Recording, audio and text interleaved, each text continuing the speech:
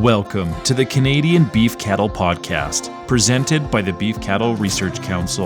The most popular content from beefresearch.ca, available on the go.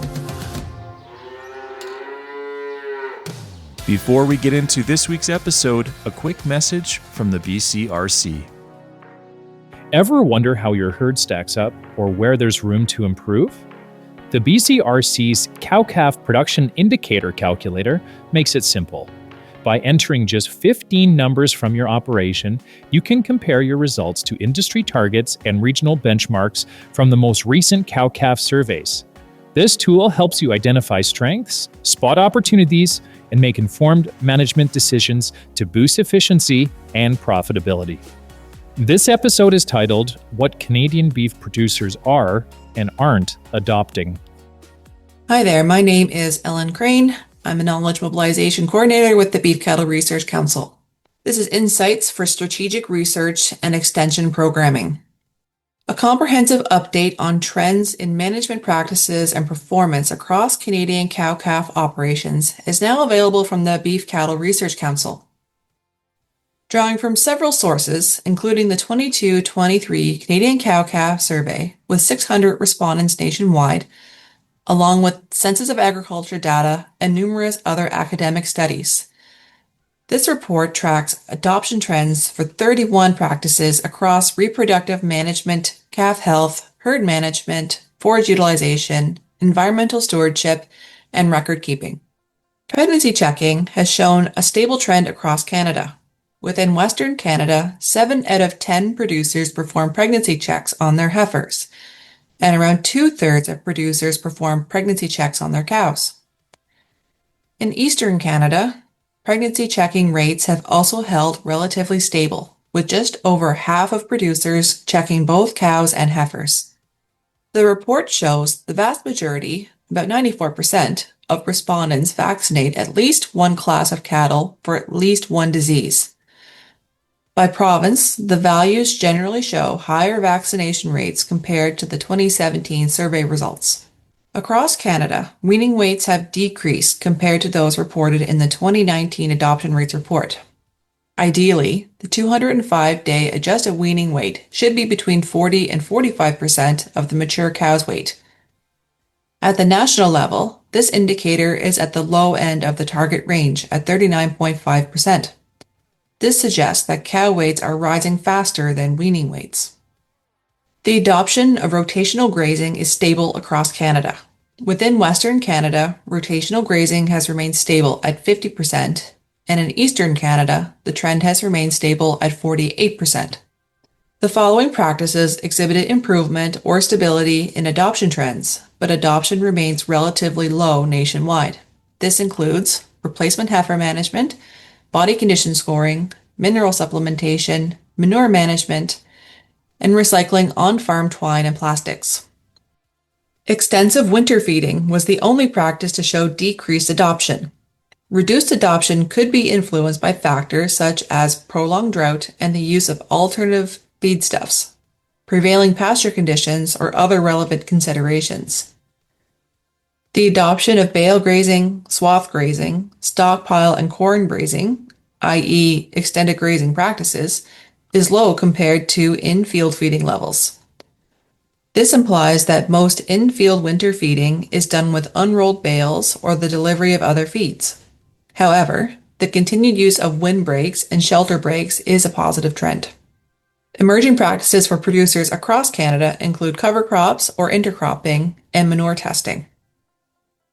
Calf resuscitation is a new benchmark in this report.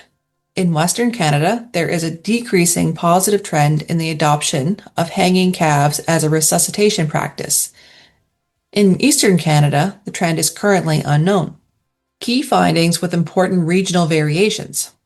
Across Canada, more producers are paying attention to low-stress weaning methods. In Eastern Canada, two-stage weaning has become more common, now used by about 1 in 5 operations, compared to only a few in 2016. Fence line weaning has also grown in popularity, increasing from around 20 to just over 30% of operations. In Western Canada, there is an increasing positive trend in calving distribution, with calving in the first 21 days on target with a 60% industry goal. For Eastern Canada, there was a decreasing negative trend for calving distribution, with about half of operations calving in the first 21 days, below the 60% industry target. Bull breeding soundness exams in Western Canada have been shown to be close to peak adoption, trending from 72 to 71.4%. Eastern Canada is improving, but adoption is still low, with bull soundness exams trending from 7 to 17%, previously to 23.5% stated in this report. In Western Canada, about 29% of producers give calves vitamins or mineral injections, and around 12% tube feed colostrum after an assisted calving. In Eastern Canada, fewer producers use vitamin or mineral injections, about 12%, but more provide colostrum by tube, about 22%. Pain control practices have increased significantly in Eastern Canada, from roughly half of producers surveyed a few years ago to more than 80% today. Feed testing remains common in the West, with 60 to 74% of producers testing occasionally or more often. In the East, feed testing increased from roughly 1/4 of producers a few years ago to about half today. Water quality testing has stayed relatively stable across the country, with a slight decline in the West. In Western Canada, about 4 in 10 producers test their water every few years, down slightly from previous surveys. In the East, water testing rates have held steady, with roughly 1/3 of producers checking water quality at least every 3 years. When it comes to farm record keeping, paper is the most common method across Canada, but more producers are also making use of digital tools. In Western Canada, overall record keeping is on the rise, with many producers using spreadsheets or software alongside their notebooks. About 3/4 still use paper, nearly half use spreadsheets, and roughly 1 in 5 use accounting or cattle management software. In Eastern Canada, the use of paper records is trending down slightly as more producers switch to digital systems. Across the country, less than 2% report not keeping records at all. Looking ahead, this comprehensive report provides guidance for research priorities and knowledge mobilization efforts to benefit cow-calf producers on farms and ranches across Canada.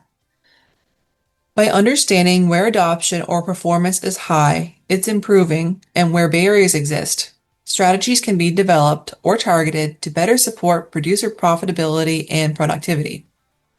The full 132-page report is available for download on beefresearch.ca and includes detailed provincial breakdowns, trend analysis, and extensive references for those wanting to dig deeper into specific topics. The 2025 Canadian Cow-Calf Adoption Rates and Performance Levels Report is also an interesting reference for producers themselves to compare their own operation to regional benchmarks. Comparisons to benchmarks help identify areas of excellence and opportunities for improvement. Thank you for listening to this week's episode. You can find all relevant links and information at beefresearch.ca or in the show notes. The Beef Cattle Research Council is funded by the Canadian Beef Cattle Checkoff and strives for excellence in the production of Canadian beef, cattle, and forage through research, innovation, and extension.